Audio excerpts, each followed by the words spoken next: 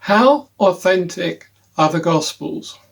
The first 4 books of the New Testament claim to describe the birth, life, death, and even the resurrection of Jesus of Nazareth. But how authentic are they?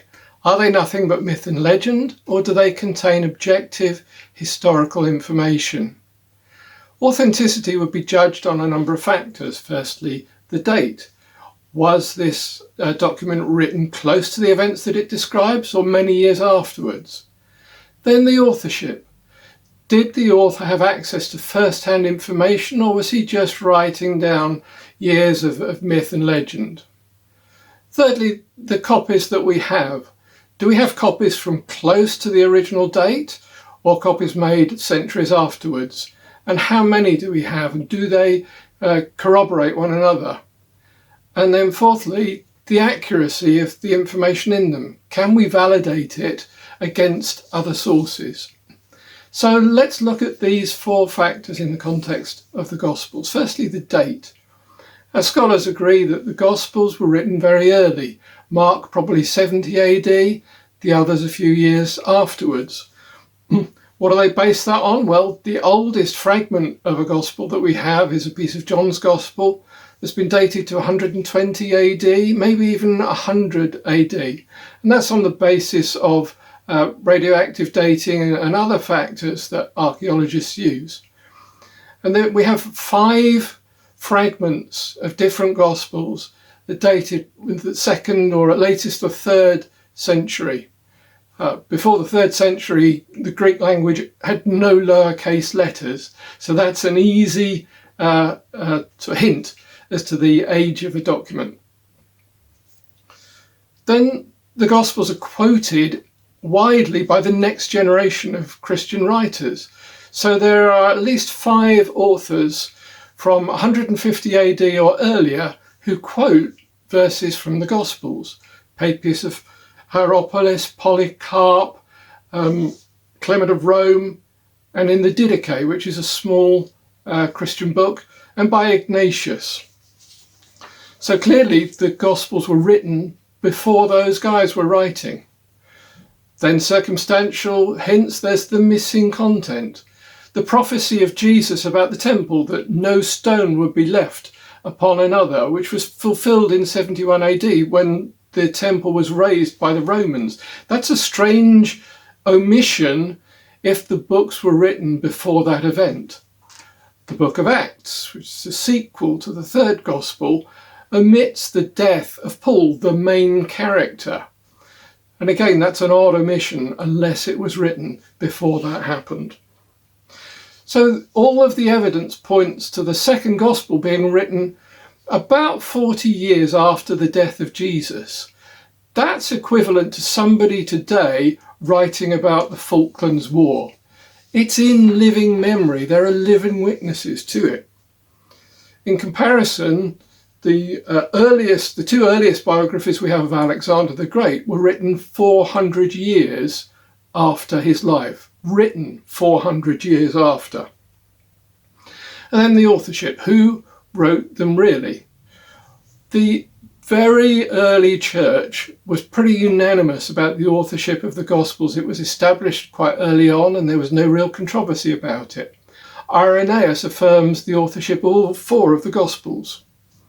Dr. Craig Bloomberg, who's professor of the New Testament at Denver Seminary, said, "The uniform testimony of the early church was that Matthew, also known as Levi the tax collector, and one of the 12 disciples, was the author of the 1st Gospel, that John Mark, a companion of Peter, wrote the 2nd, and that Luke, known as Paul's beloved physician, wrote both the Gospel of Luke and the Acts of the Apostles." Regarding Luke's identity, William Hobart compared the terminology used in both Luke's Gospel and the book of Acts with that used by Hippocrates and other Greek physicians.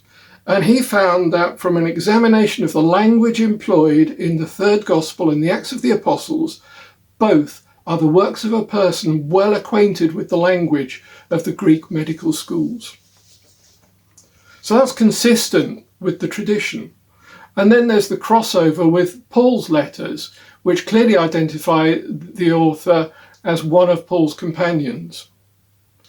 The second Gospel, interestingly, omits a number of events that are rather unflattering to Peter, which again is consistent with him being Peter's biographer. Now, we don't know whether Peter himself left those bits out or Mark decided it was polite to do so. I like to imagine Mark's mum looking over his shoulder and saying, "You can't write that about Peter," but that's probably just my imagination.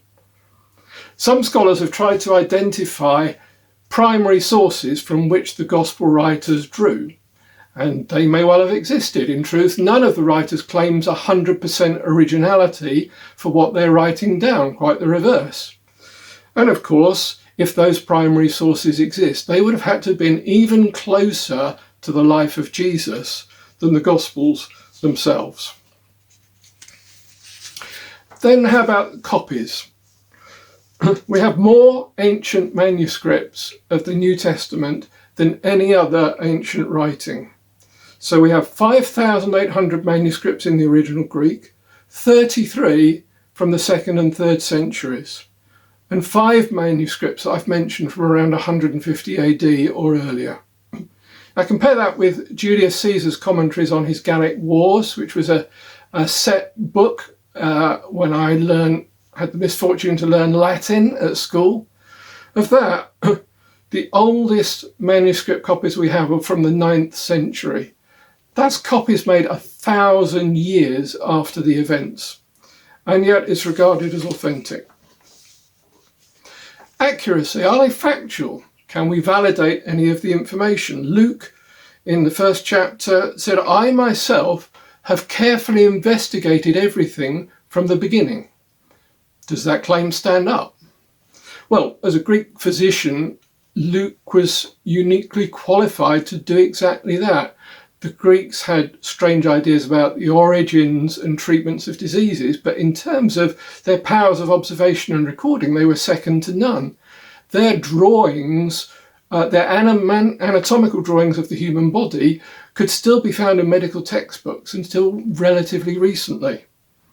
And Luke's writing does show a level of accuracy and factual detail that is unusual, to say the least, in classical history. He names 30 locations, roughly, most of which can be identified by archaeology and other sources, and some of which are still around today.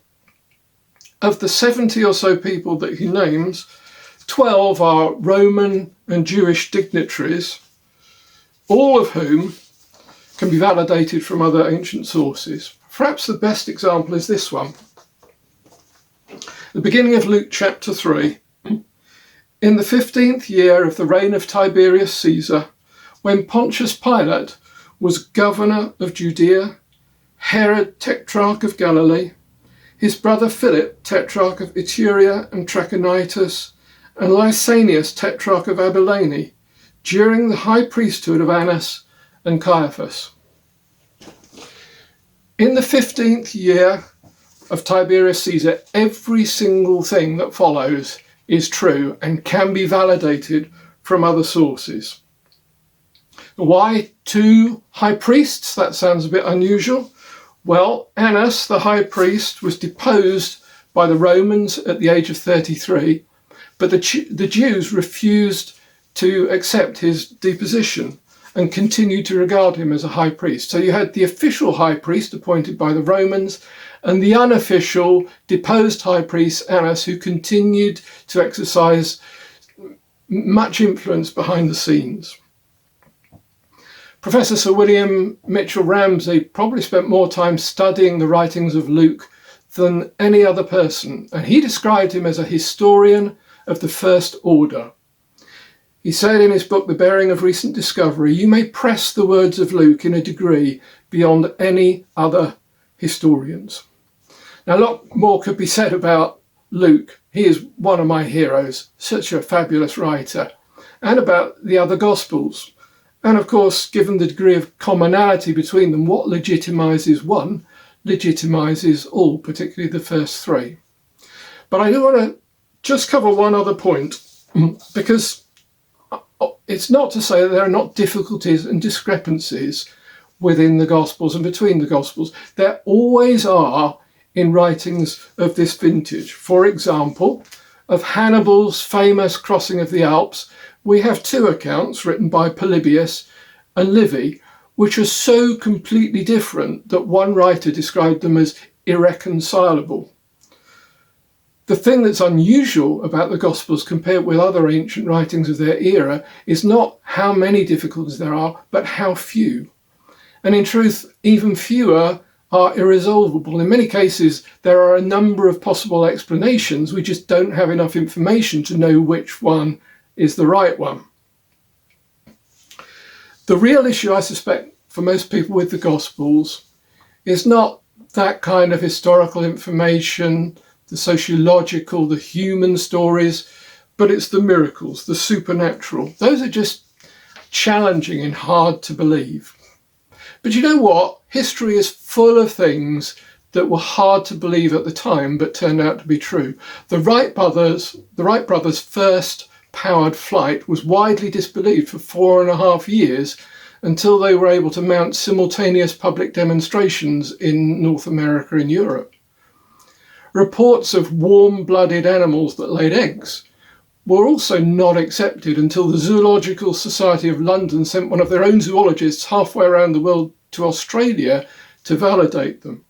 So just because something is hard to believe and widely disbelieved, that doesn't mean it's not true. Whatever you make of the content of the Gospels, they remain some of the best attested, if not the best attested documents of their age, and as such, they deserve to be taken seriously. Have you read any of them? I mean, really read with serious intent? If not, I'd encourage you, I'd challenge you to do so. And please don't read them in some ancient version of English that nobody speaks anymore and that's hard to understand. That's not the kind of language they were written in. Read them in a recent translation like this one, the NIV. You don't have to get a fancy leatherback one, or a good paraphrase like The Message, which puts the gospel into contemporary language. That's the kind of language they were written in. They were not written in the classical Greek of the great literature. They were written in the koine, the everyday language of the street and of business and conversation. So I would encourage you, get one of those. The World English Bible is free to download. You can get it as a PDF or even as an audio file and just listen to it. Have a read. Take them seriously. They deserve it.